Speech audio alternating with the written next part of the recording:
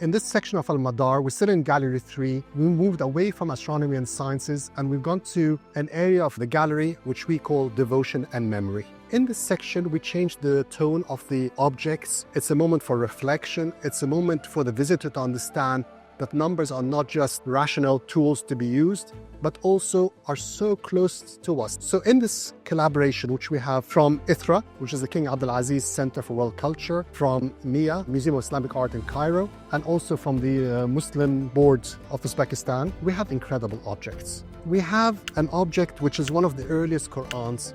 Now, there's been a lot of dispute about that, how early this Quran is. At some point, it was thought that this early Quran was even from the time of Uthman ibn Affan.